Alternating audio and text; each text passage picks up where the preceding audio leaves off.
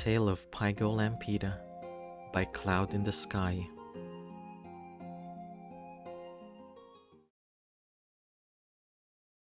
You were lost, very lost. You thought that you had the path memorized at this point, but now that you could see nothing but trees and no dirt trail, you were definitely just completely and utterly lost. The logs you had carried on your back weren't helping your situation either. Just earlier, maybe an hour or two ago at this point, you were tasked to gather more wood, but now you had them. You were just stuck wandering around. Stop to rest a bit. Your feet were killing you at this point, and were almost sure your back was going to give in. You set the log pack down by the side of the tree and sat down by the trunk. Just some distance away, you saw there was a rather bright area towards the direction you were walking. Maybe that was the way out. You hurried up to your feet once more, picked up the logs and started running. Running was probably not the wise decision. Because of your hurried attempt to leave, you ended up tripping forward, snagging your knee on a few rocks and collapsing face first on the dirt ground. If that wasn't bad enough, the weight of the logs on your back knocked more air out of you than the force of your initial impact on the ground. Fucking hell. You couldn't help but verbally express more frustration. How couldn't you? You were in pain. First things first, you tried to roll yourself on your side to get the logs off of you. With much needed effort, you were able to get the logs off your back. However, the force caused the rope keeping them together to snap. Wonderful. This day was just lovely. Looking down at your legs to check the damage, you could see you were bleeding. The rocks scraped your knee and your entire front was covered in dirt. You were at least lucky that you didn't fall into mud and ended up dirtier. You didn't feel the pain yet, which was a good thing since that would have been even more inconvenient for you. For the time being, you covered your bleeding knee with a handkerchief you had on you and dusted the dirt from your clothes and skin with your hands. Only then did you try to fix the broken rope to tie the logs back in place again. Finally finished, you could finally move forward again. Unfortunately, the light that caught your attention wasn't in fact a dirt trail to head back but an open meadow. It was a pretty sight, however. It was no help to getting to your destination. Given how expansive the meadow was, you doubted that was the end of it, was going to show the way back, especially since you didn't pass this place when you were looking for wood in the first place. Disappointed, you turn your back to walk in a different direction. Halt! The sudden voice made you jump. Just the same with running, jumping in surprise, though not something you could have controlled, caused the logs on your back to carry you backwards. Uh-oh. You stumbled backwards and practically rolled all the way down, trampling the flowers and scattering your logs once more. After the roll stopped you could finally stop holding your breath. You were subjected to even more pain than you already were. This day just kept getting worse and worse. Opening your eyes and seeing someone there didn't fare any better. They seemed displeased that you were there, if their weapon drawn pointing at you didn't make that abundantly clear. You had to blink a few times to move the flower petals away from your eyes and scramble away so you didn't have to be close to something that could give you more pain. Now seeing much clearer, the unknown person. Person? Was this even a person? They stood up so tall, frighteningly tall. The horns on their head, the greenish skin color, more clearly non-human features on their body. Nonetheless, they seem to have enough on them to seem at least humanoid. I'm sorry, I'm not doing anything.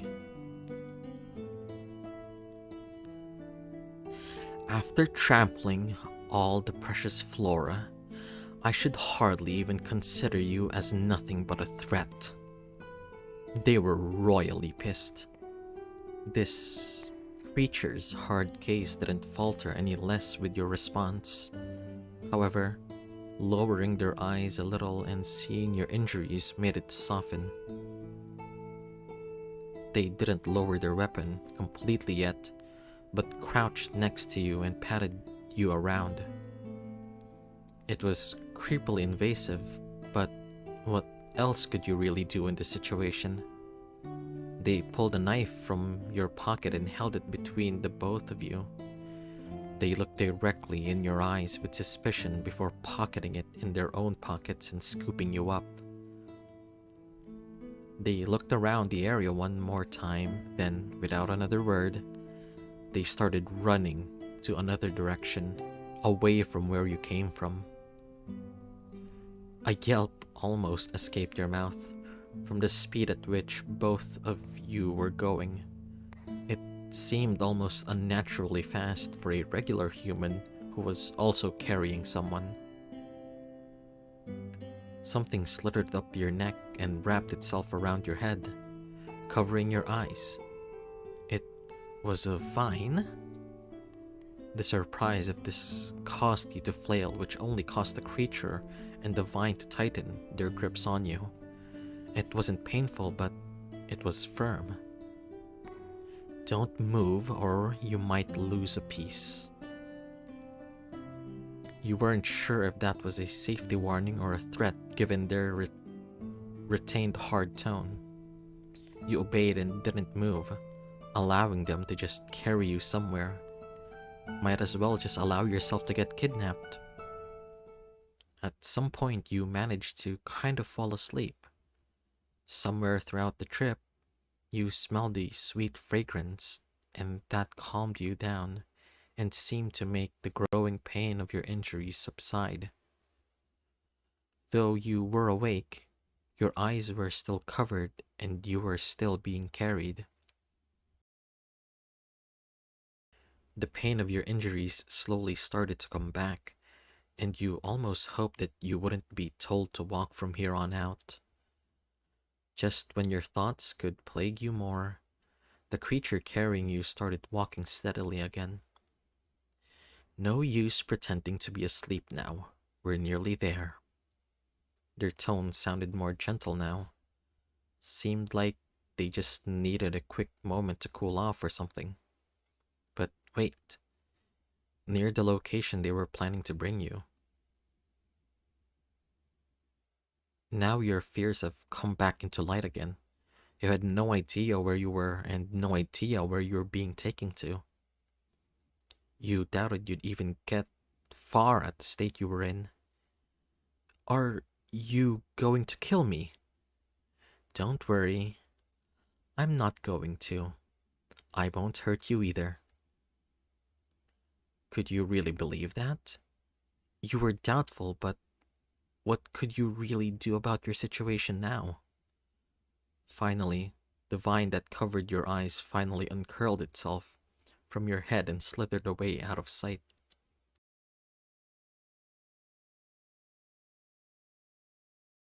Your eyes had to adjust again to the light. Given where the sun was, it seemed you were out cold for a little while. The sun was high up in the sky, but you both were luckily walking through a partially shaded area. This area looked beautiful. You hadn't seen this part of the forest, despite having lived so close to it most of your life. Given how many trees were surrounding the area, despite the expansive clearing, You guessed this was a very secluded part that not a lot of people, more specifically humans, were welcome in. Yet, here you were, being carried by someone who seemed far from human and seemed to be familiar with this location. Chief Evergreen, you've brought a guest. Another unfamiliar being walked up towards both of you with concern in their tone. Well, now it seems you were aware of the name of the one carrying you. They had a conversation in another language you couldn't understand. You picked up a few English words, but not much else. Whatever was exchanged, it seemed that the new unknown being looked more relaxed.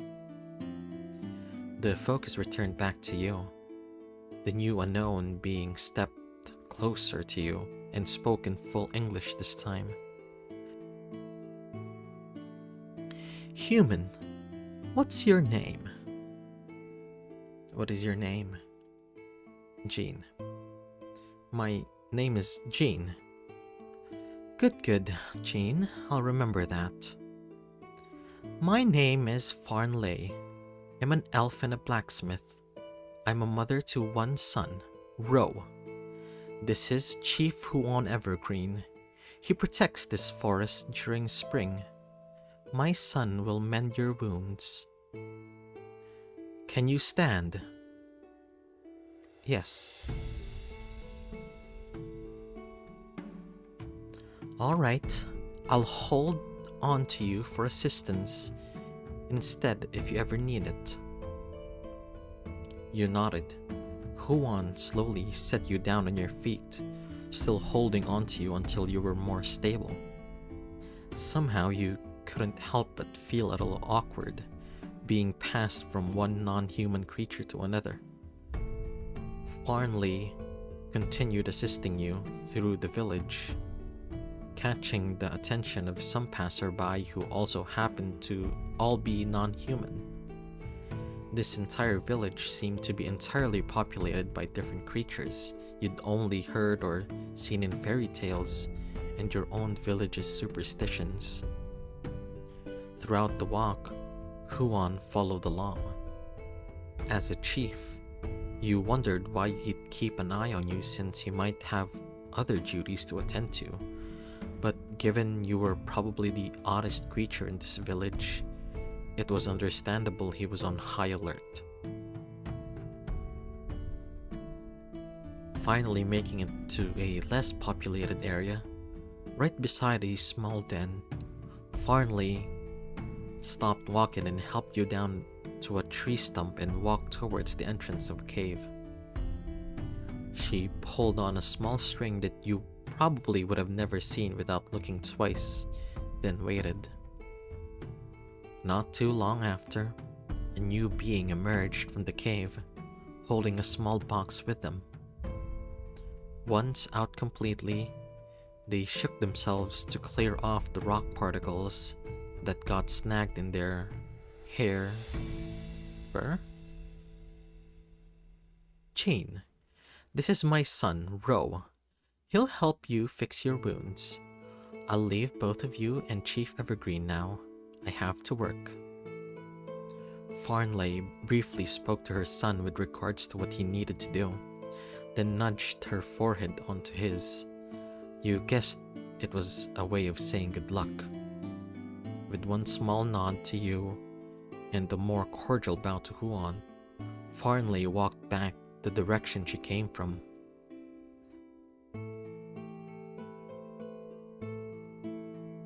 Huon stood beside you as the young stag opened the box before reaching over to you and taking hold of your clothes and started removing them. Stunned, you kept completely still.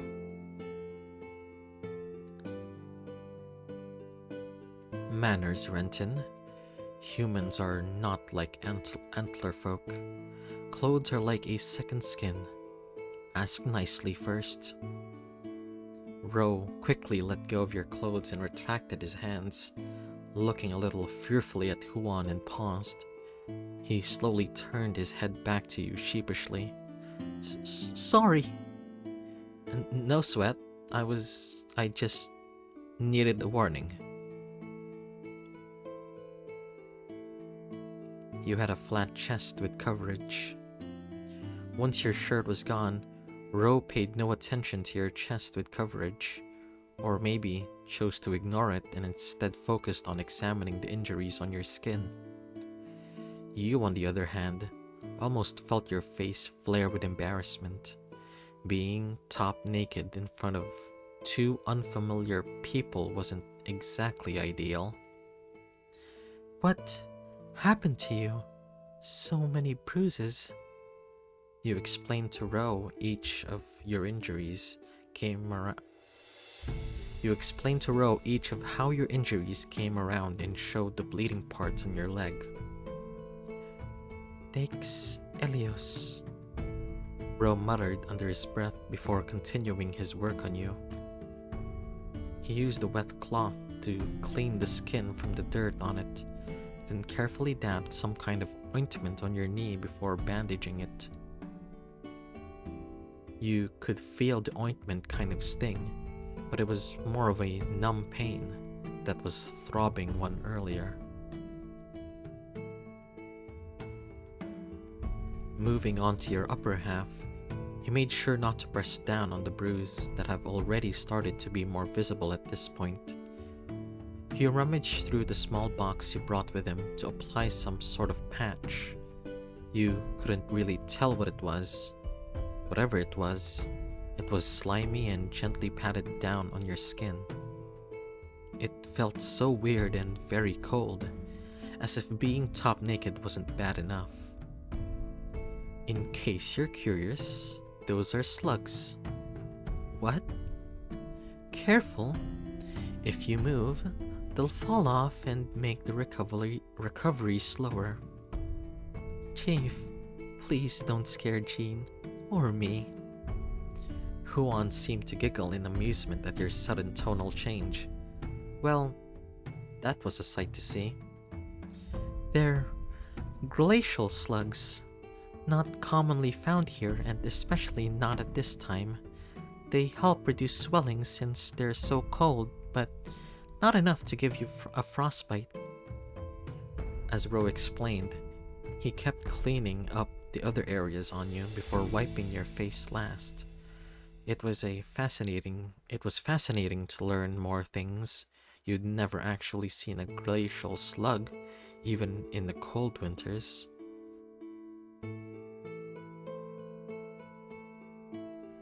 Then again, you were usually not allowed out of the house during those times. The bruising felt less painful, and you were amazed how fast your recovery had been. Not counting the state of your knees, it's almost like you hadn't gotten any injury after getting lost. Seeing the progress, that's when Ro removed the slugs and put them back in the box.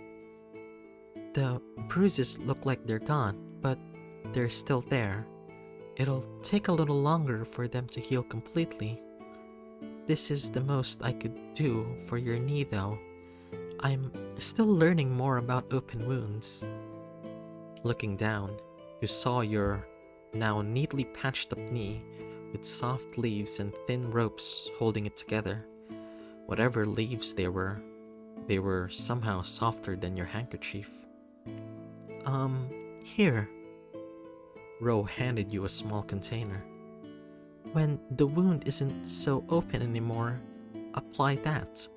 It can minimize the chances of scarring and acts as a painkiller. Damn, this simple ointment could do that. Ro closed the box and stood back up on his hooves. That is all. I've finished. Thank you, Renton. You may go now. I'll take it from here. Ro gave one bow to Huan and waved shyly at you before retreating back inside a small cave.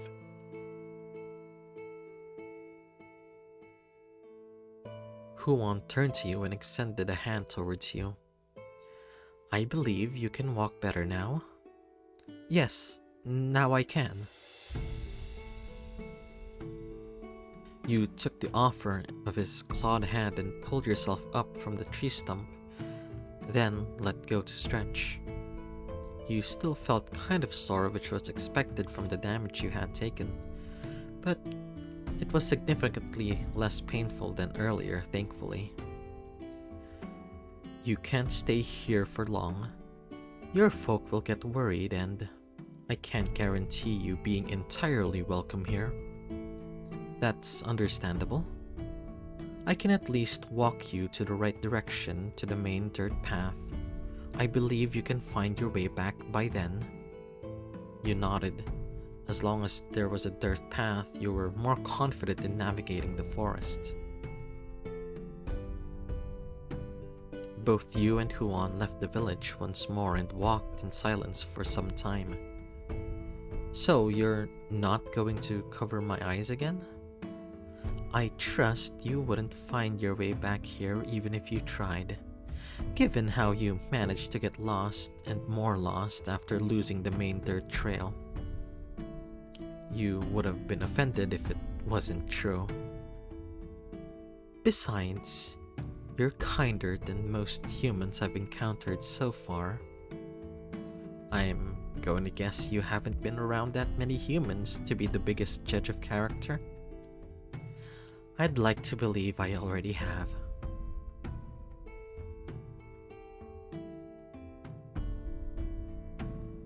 Huan's tone indicated that he'd like that specific topic to end. There was probably still quite some way to go before you were finally going to find the place you needed to go, so maybe it wouldn't be too bad to strike up some conversation. Would it be okay to ask you a question? Huan momentarily didn't answer, that you almost considered it as a no, but then he opened his mouth to respond. Go on. Though the village is secluded, I wouldn't consider that my personality. What would you like to know, human?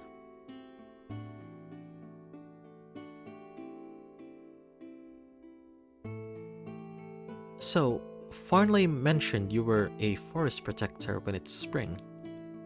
Does that mean you're not around when it's a different season? Correct. I'm tasked to guard during the spring season, while my other siblings are in charge of the remaining ones. Really? Who are they? There's Ivor Everbrown, who is in charge of the autumn season, Calhoun Everblue, who is in charge of the winter season, and Sequoia Everred, who is in charge of the summer season. You all have different surnames. How are you siblings? Our surnames are a title, not a familial bond. But, given how all four of us have come to life at the same time and are tasked with similar roles, it's not far-stretched to be siblings. I guess that makes sense. What's the village called? Huan seemed a little hesitant to answer your question. You don't have to answer. It's a village called Pygolampida. It was rumored that the eye of where one of the greatest forest fires occurred, yet the land managed to thrive in a short amount of time. You weren't there when it happened. Even though I'm the protector of this forest, this was before my time. When did this happen? 34,000 years ago. Jeez, how old would that make you? I'd prefer not to disclose personal information. Come on, it can't be that old. Huan rolled his eyes. To me, maybe. To you, human, it's another story. Oh, so you're still old. If you call me a grandfather, I will personally escort you to the labyrinth, where you'll take longer to head back to the main road. Huan said that with such a sweet smile. You weren't quite sure if he was joking or not. In any case, you decided not to press.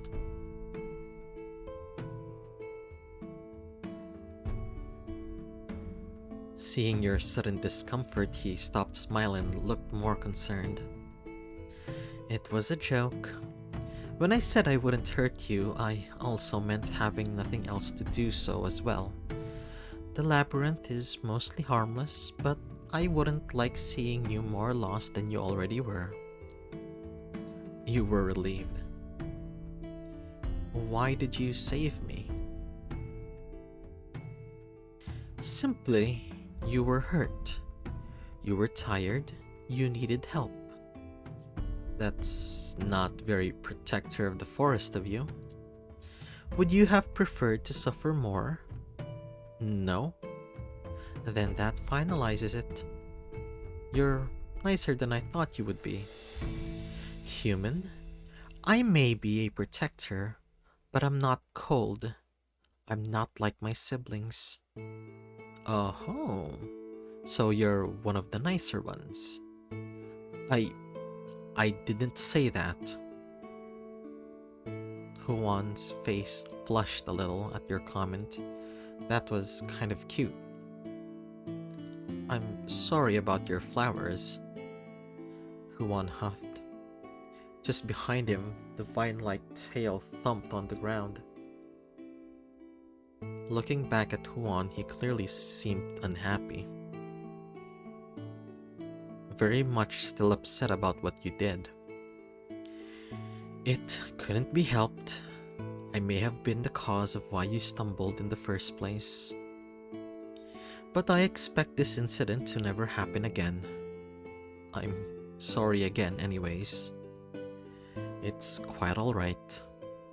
Huan didn't seem the happiest, but at least you were assured you weren't anymore in the Forest Protector's possible hit list. You're fine. You couldn't help but keep looking at the vine tail that trailed behind Huan. It was incredibly long. Probably longer than Huan himself. He took notice of your curiosity and the vine rapidly coiled. I didn't know that was attached to you. It isn't. As if to disprove his point, the vine flicked on cue. The sudden attention towards it seemed to make it a little shy. No need to be embarrassed. I am not. The vine tail uncoiled and thumped on the ground. If you listened closely, you could almost hear a little rattle. Yes, it's attached to me. Whatever. See, that wasn't so hard. The kids in the village usually like to play with it, but they make the mistake of plucking the leaves. It hurts. Your curiosity was more than piqued at this point. If you stared any harder, you probably would have pierced holes in one of those leaves. And you're going to ask me if you could touch it. Huh? Just so you know, this was what was covering your eyes earlier. After dragging it in the dirt. Your face was covered in dirt, so it wouldn't have made a difference. Touché, but still, come on. I'll allow it. Just this once.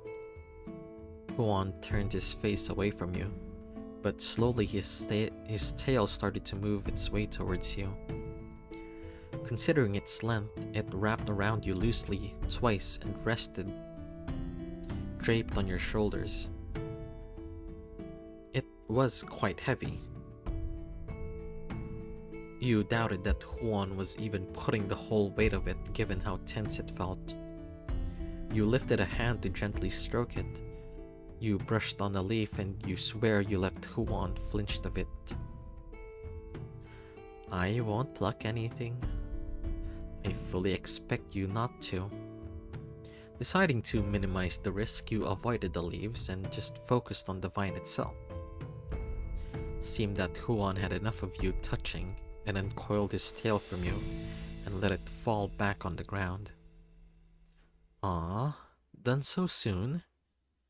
Don't push it, human. You could still see a prevalent tint on Huan's cheeks. Seems he enjoyed it anyways. Keep quiet. You decided that you've asked enough questions.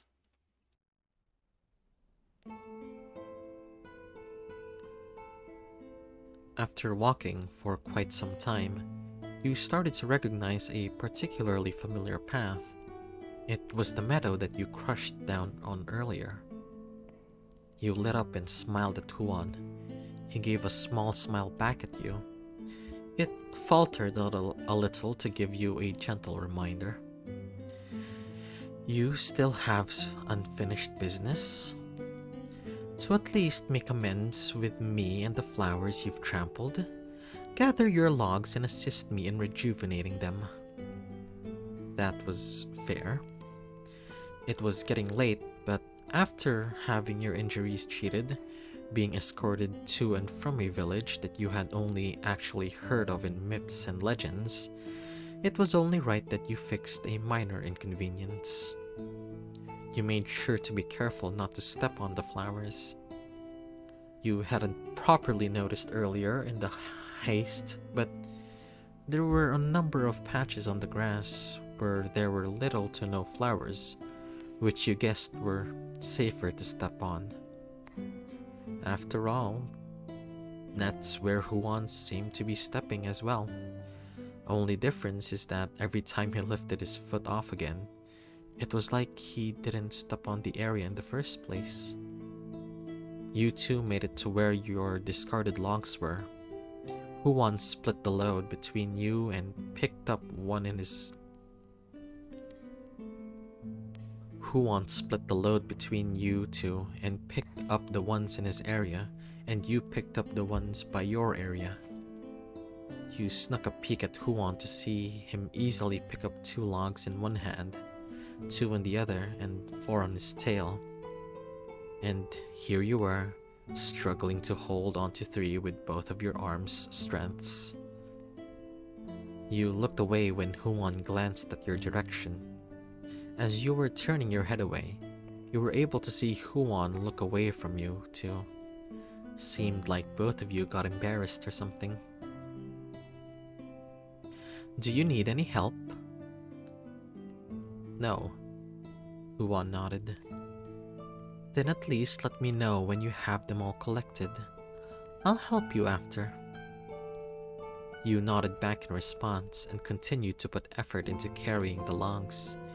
If you were able to carry all of them earlier, picking them up again shouldn't even be hard.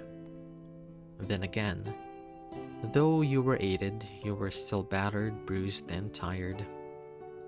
Finally getting the remaining logs back in your arms, you wobbled your way towards Huan, who took quick steps forwards to catch the logs that almost fell out of your arms again, saving them from crushing the flowers. Huan snapped his eyes at you without a word. He would have scolded you if it wasn't for understanding the situation more. He carefully stood up again and held all the collected logs in both of his arms this time. Huan lifted his tail to hold up the logs and temporarily free his one hand. He hovered his hand over the leaves on his tail and it started to glow. One of the leaves started to grow and grow. It was a vine growing out of a vine in a way. Once it was long enough, he carefully plucked it out of his tail. Somehow, this didn't hurt him. Maybe he took it out himself. Maybe when he took it out himself, it didn't hurt. Still, carefully wrapped the new vine around the logs and leaned towards you. You know how to tie a knot? You nodded and quickly did so. Not secure enough. Tie it one more time. You followed the instructions and tied another knot. After finally getting it more secure, that's when he lifted it from you and tied it more. The knots he did seemed a little more secure than you did, as expected from someone who protects the forest. Somehow it looked like carrying these wouldn't be so hard, as it was easier from how it was neatly stacked and tightly secured. You can rest a little for now. No rush to leave yet. Huan walked a little further away from the flowers and set your log haul down beside a tree. You followed suit, actively avoiding the flowers as you did so.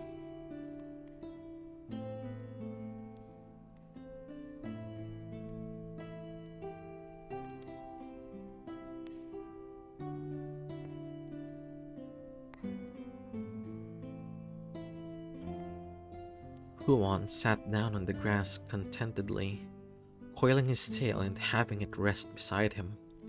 You semi-awkwardly sat down beside him, but maintained some distance. There are many nicer places in this forest, but my favorite would have to be this meadow. Oh, why so?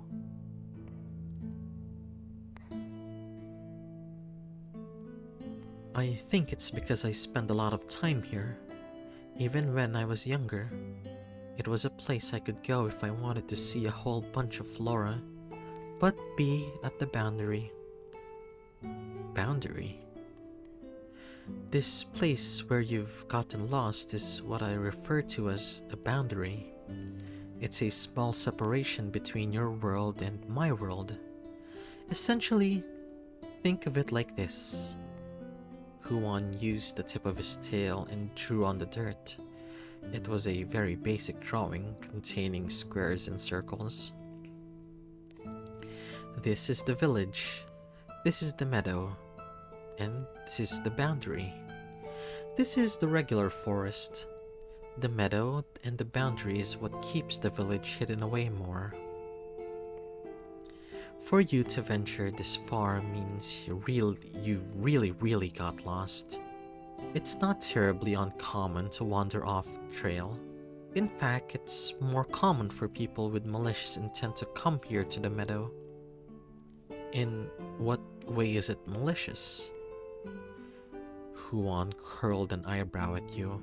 He must have noticed how many questions you've been asking at this point. Are you planning to use any of what I say against me? I would never. I just like hearing you talk and knowing more about this unfamiliar world. It's fascinating. Huan looked at you more relaxed. His mouth threatened to smile a bit wider, but he stopped himself and averted his gaze from you. Yeah, right. Have I done anything else besides trample your flowers? By accident? Huan huffed, defeated, a little embarrassed. That was a no.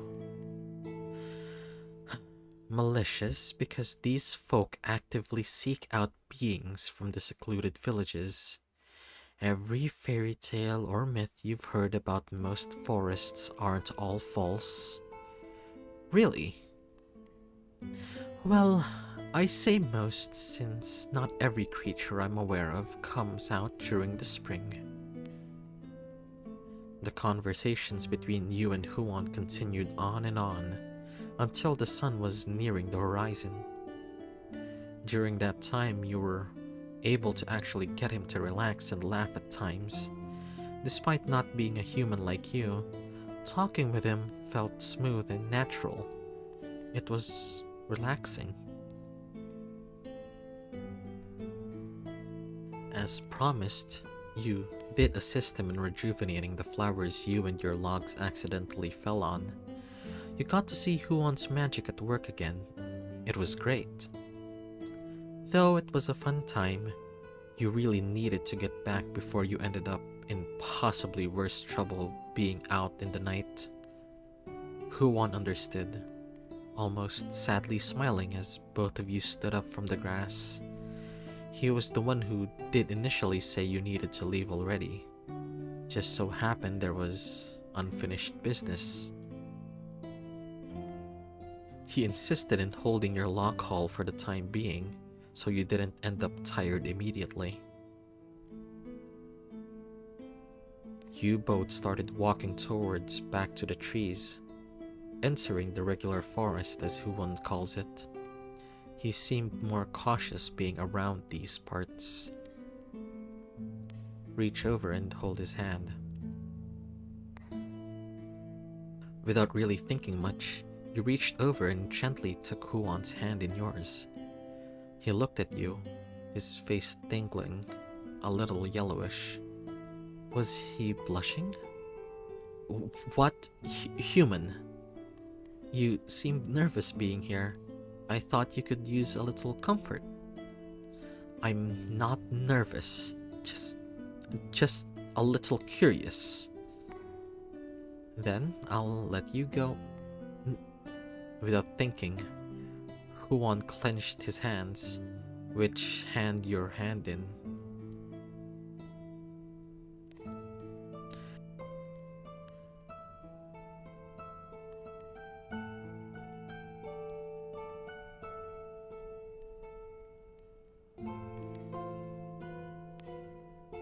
After getting lost here for maybe hours, I didn't encounter another human. I think you're just fine. You traveled very far to end up lost here. So far and mess up my meadow. No need to put salt in the wound. Forgive me already. Huon chuckled at you. Now he finally seemed more relaxed. If you glanced back at your hands, you'd see Huon's softly holding your hand as well. Might as well not remind him. He might just let go if you did. Thanks to Huon's shortcuts and better than your sense of direction, it didn't take very long to finally see the main trail. It would take time to actually get home, but you at least had the most familiar trail that would help you. I guess this is it. Huon nodded at you. Though he was initially smiling, his smile turned to a frown. You know, you shouldn't come back here, human. I can't go back. It's preferable not to. Your company was delightful, but I don't want you to potentially endanger the village in the forest. One human could lead to more. That was saddening. After experiencing a glimpse of the wonderful new world, you can't actually explore more of it? The universe was a cruel tease. How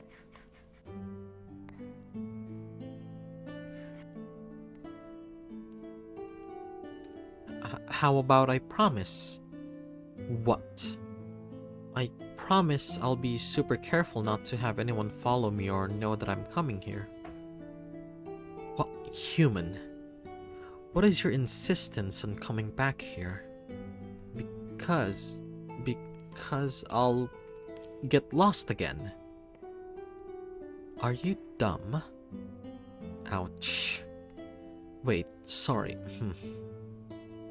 Huon stared at you, contemplated heavily on this. If he pondered any longer, you're sleeping on the cold night ground. If you get lost again, I'll guide you back to the main trail, and that's it. That is all. You understand? Despite Huon's order, for him to consider seeing you again made you happy. The smile that failed to hide from his mouth was more than enough for you not to hug him.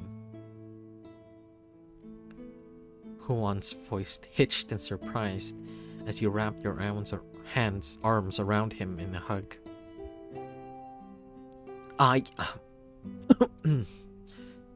He failed to even get one word out. You quickly let go and straightened yourself. Huan's face was flushed with a more yellowish color as he pushed your log haul towards you, not looking at you once again. Go now, and don't come back. You smiled, carefully putting the pack on and resting it on your back. Wait. Huan placed his hands in his pockets to retrieve the knife he took from you earlier. You smiled and took it from him, putting it back in your own pocket. Thank you. Bye-bye, Huan.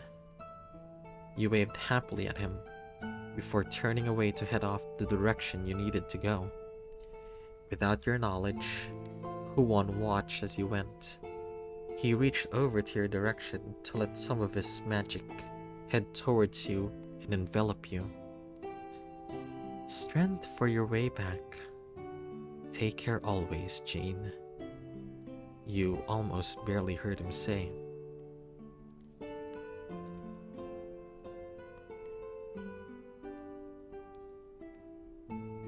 Looking back for a quick glance, Huan was no longer there. You faced forward and couldn't contain more of your excitement and glee. Your face was flushed. You were incredibly happy. Suddenly, all exhaustion seemed to have left your body.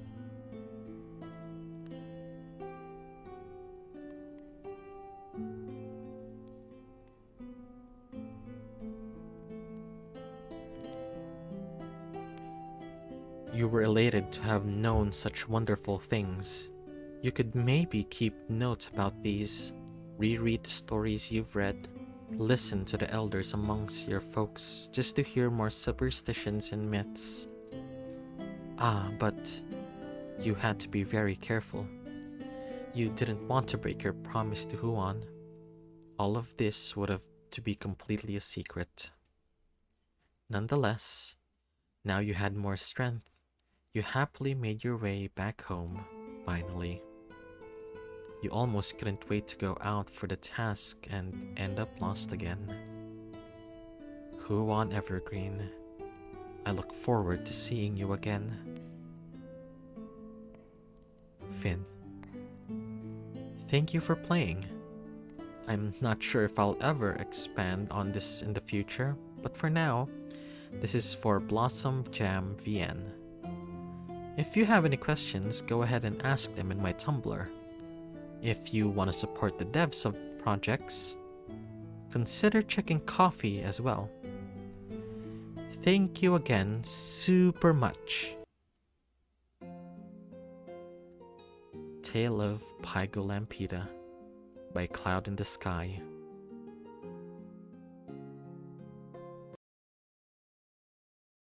Hello friends, thanks for watching that video, and if you like my voice acting, you can support me by subscribing. Alright, that's it. Bye senpai.